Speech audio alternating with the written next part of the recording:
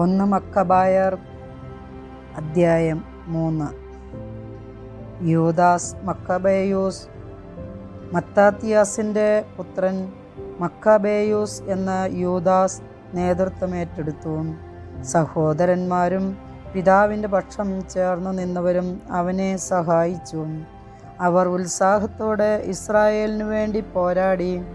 അവൻ സ്വജനത്തിൻ്റെ കീർത്തി പരത്തി. മല്ലനെ പോലെ മാർക്കവചം ധരിച്ചു. ആയുധമേന്തി അവൻ യുദ്ധം ചെയ്തു. വാൾ കൊണ്ട് സൈന്യത്തിന് സംരക്ഷണം നൽകി. പ്രവർത്തനങ്ങളിൽ അവൻ സിംഹത്തെ പോലെയായിരുന്നു, ഇരയ്ക്കായി അലറുന്ന ഒരു സിംഹക്കുട്ടിയെപ്പോലെ. അധർമ്മികളെ അവൻ തെരഞ്ഞുപിടിച്ചു, ജനദ്രോഹികളെ അഗ്നിക്കിരയാക്കി. ദുർമാർഗികൾ ഭയന്നു പിന്മാറി, ദുർവൃത്തർ പരിഭ്രാന്തരായി. അവൻ്റെ കീഴിൽ വിമോചനത്തിൻ്റെ മാർഗം തെളിഞ്ഞു. പല രാജാക്കന്മാരെയും അവൻ പ്രകോപിപ്പിച്ചു. എന്നാൽ യാക്കോബ് അവൻ്റെ പ്രവർത്തികളിൽ സന്തുഷ്ടനായി. അവൻ്റെ സ്മരണ എന്നെന്നും അനുഗ്രഹീതമാണ്. യൂദാസിലെ നഗരങ്ങളിലൂടെ അവൻ ചുറ്റി സഞ്ചരിച്ചു, ദൈവനിഷേധകരെ ഉന്മൂലനം ചെയ്തു. ഇസ്രായേലിൽ നിന്ന് ക്രോധം അകറ്റി. ഭൂമിയുടെ അതിർത്തികൾ വരെ അവൻ്റെ കീർത്തി വ്യാപിച്ചു. നശിച്ചുകൊണ്ടിരുന്നവരെ അവൻ ഒരുമിച്ച് കൂട്ടി. യൂദാസിൻ്റെ ആദ്യ വിജയം. അപ്പളോണിയോസ് വിജാതീയരെയും സമരിയായിൽ നിന്ന് വലിയൊരു സൈന്യത്തെയും ശേഖരിച്ച് ഇസ്രായേലിനെതിരെ യുദ്ധത്തിനൊരുങ്ങി. ഇതറിഞ്ഞ യൂദാസ് അവനെതിരെ ചെന്ന് അവനെ തോൽപ്പിച്ച് വധിച്ചു. വളരെ പേർ മുറിവേറ്റ് വീണു. ശേഷിച്ചവർ പലായനം ചെയ്തു. എതിരാളികളെ അവർ കൊള്ളയടിച്ചു. അപ്പളോണിയോസിൻ്റെ വാൾ യൂദാസ് കൈക്കലാക്കി. മരണം വരെ അത് യുദ്ധത്തിനുപയോഗിച്ചു. വിശ്വസ്തരും യുദ്ധസന്നദ്ധരുമായ അനുയായികളുടെ വലിയ സൈന്യത്തെ യൂദാസ് ശേഖരിച്ചിരിക്കുന്നുവെന്ന് കേട്ട് സിറിയ സൈന്യത്തിൻ്റെ അധിപനായ സെറോൻ പറഞ്ഞു, ഞാൻ ഈ രാജ്യത്ത് പേരും പെരുമയും നേടും. രാജകൽപ്പന അവഹേളിക്കുന്ന യൂദാസിനും കൂട്ടർക്കുമെതിരെ ഞാൻ പൊരുതും.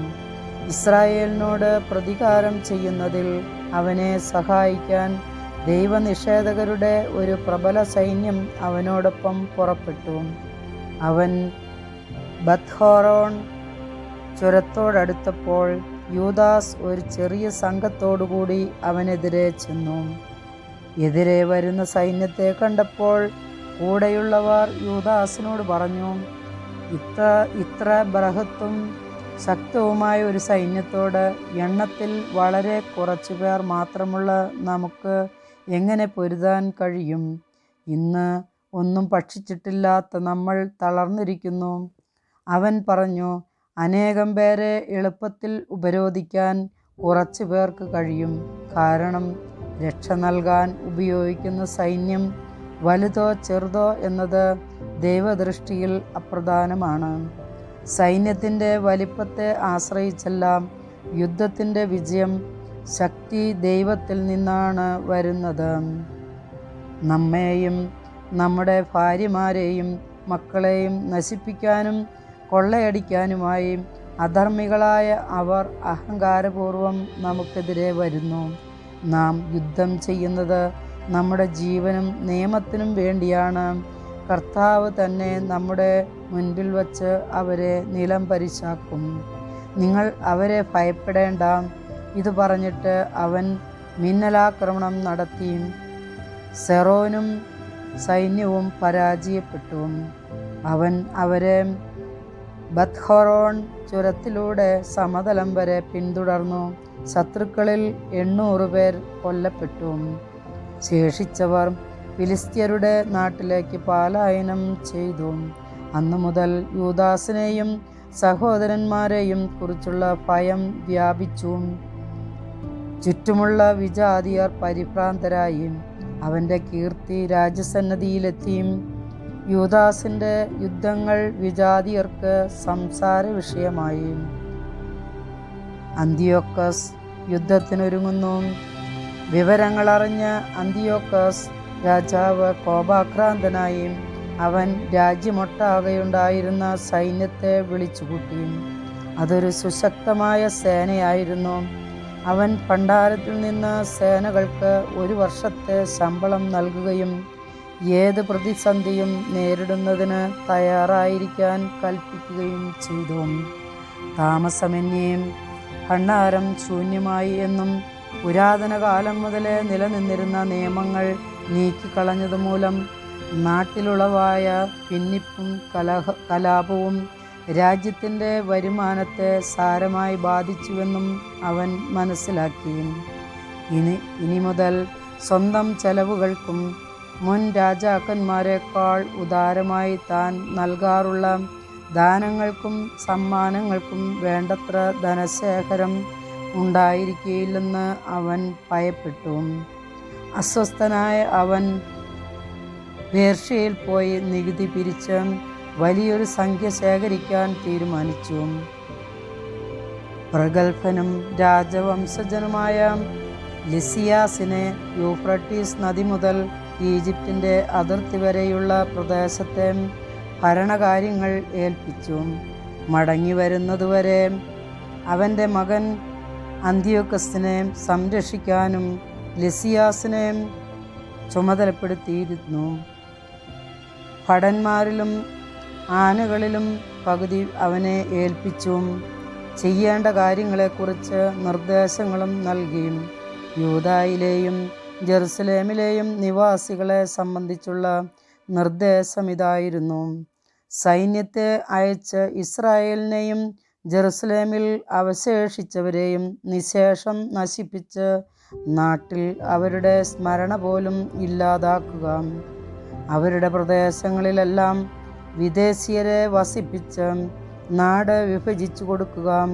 പകുതി സൈന്യവുമായി 147 വർഷം രാജാവ് തലസ്ഥാനമായ അന്ത്യോക്യയിൽ നിന്ന് യാത്ര പുറപ്പെട്ടു. യൂഫ്രട്ടീസ് നദി കടന്ന് ഉത്തരപ്രദേശങ്ങളിലൂടെ അവൻ മുന്നേറി. ഗോർജിയാസും നിക്കാനോറും രാജാവിൻ്റെ സ്നേഹിതന്മാരിൽ ശക്തന്മാരായ ദോറിമേനോസിൻ്റെ പുത്രൻ ടോളമീം, നിക്കാനോർ, ഗോർജിയാസ് എന്നിവരെ ലിസിയാസ് തെരഞ്ഞെടുത്തു. അവരെ രാജകൽപ്പന പ്രകാരം യൂദാദേശം നശിപ്പിക്കാൻ 40,000 പേരുടെ കാലാൾപ്പടയോടും 7,000 പേരുടെ കുതിരപ്പടയോടും കൂടെ അങ്ങോട്ടയച്ചു. അവർ സൈന്യം മുഴുവനോടുകൂടിയും പുറപ്പെട്ടു. എമ്മാവൂസിന് സമീപമുള്ള സമതലത്തിൽ അവർ പാളയമടിച്ചു.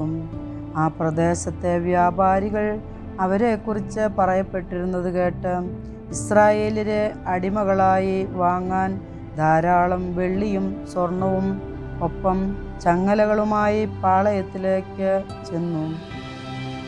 സിറിയയിലും ഫിലിസ്ത്യരുടെ നാട്ടിലും നിന്നുള്ള സൈന്യങ്ങളും അവരോടുകൂടെ ചേർന്നു.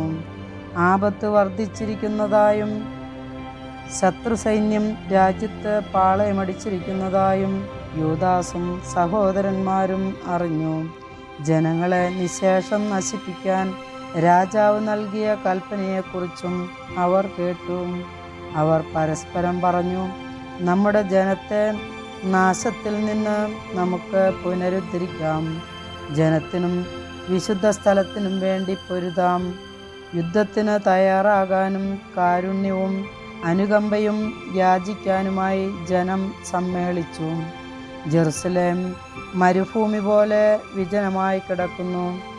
അവളുടെ മക്കളിലാരും അകത്ത് കടക്കുകയോ പുറത്തു പോവുകയോ ചെയ്യുന്നില്ല.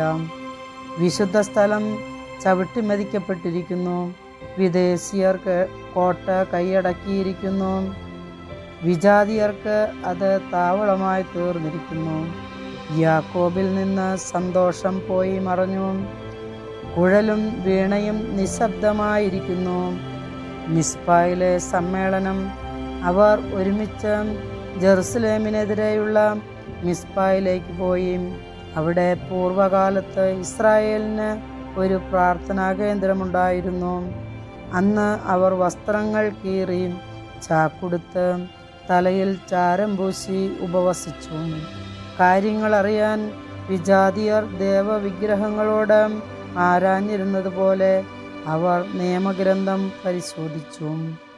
അവർ പുരോഹിത വസ്ത്രങ്ങളും ആദ്യഫലങ്ങളും ദശാംശങ്ങളും കൊണ്ടുവരികയും വ്രതം പൂർത്തിയാക്കിയ നാസീരിയരെ വിളിച്ചുകൂട്ടുകയും ചെയ്തു. അനന്തരം അവർ സ്വർഗത്തിലേക്ക് നോക്കി ഉച്ചത്തിൽ വിളിച്ചു പറഞ്ഞു, ഇവരെ ഞങ്ങൾ എന്തു ചെയ്യും? ഇവരെ എങ്ങോട്ട് കൊണ്ടുപോകും? അവിടുത്തെ വിശുദ്ധ സ്ഥലം ചവിട്ടി അശുദ്ധമാക്കിയിരിക്കുന്നു. അപമാനിതരായ പുരോഹിതന്മാർ വിലപിക്കുന്നു. ഞങ്ങളെ നശിപ്പിക്കാൻ വിജാതിയർ ഒത്തുചേരുന്നു.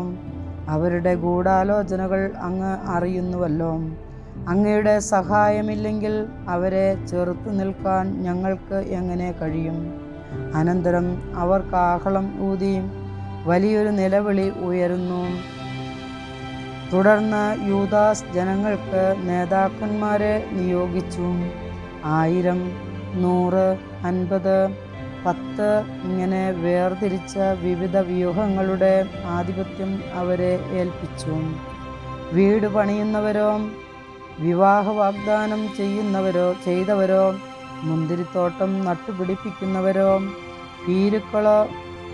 ഭീരുക്കളോ ആയ എല്ലാവരും നിയമമനുസരിച്ച് വീടുകളിലേക്ക് മടങ്ങാൻ അവൻ ആജ്ഞാപിച്ചു. അതിനുശേഷം സൈന്യം പുറപ്പെട്ട് എമ്മാവൂസിൻ്റെ തെക്കുഭാഗത്തെത്തി പാളയമടിച്ചു. യൂദാസ് പറഞ്ഞു, അരമുറുക്കി ധീരരായി നിൽക്കുവിൻ.